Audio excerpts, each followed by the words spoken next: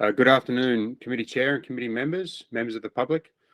My name is Alex Hamilton, Fire Chief at the City of Oxnard's Fire Department.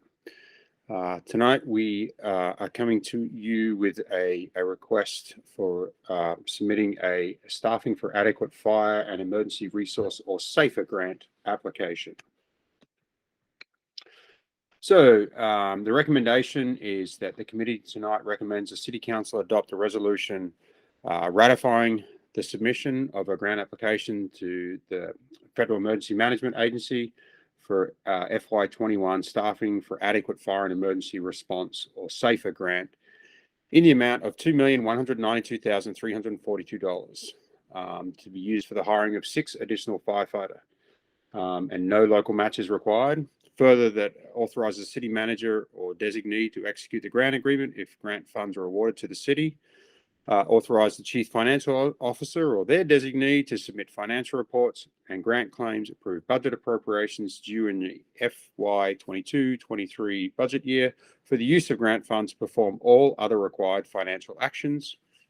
And finally, that authorizes the fire chief or designee to submit non-financial reports. So just as a little bit of background, the application period opened for the SAFER grant on January 3rd. And the submission is due by February 4th of this year. As you can see, the performance period will likely start. I think it's an estimated performance period of the end of May of 23 through to the end of May of 26. And ultimately, the purpose of this grant is to improve staffing and deployment capabilities for local fire departments. So this request is for 6 firefighters. The reason for these 6 firefighters is we would like to use these personnel to establish a second paramedic squad. We have a paramedic squad that's reopening next month that responds out of fire station number 8. This second paramedic squad we'd like to house at fire station number 6. And it would be housed there specifically as that area is a difficult area to cover adequately with ambulances because it's geographically more distant from the core of the city, if you will. And so we believe we can really improve having a ALS resource on scene within 5 minutes of every call, which is one of the fire department's internal goals when it comes to EMS services.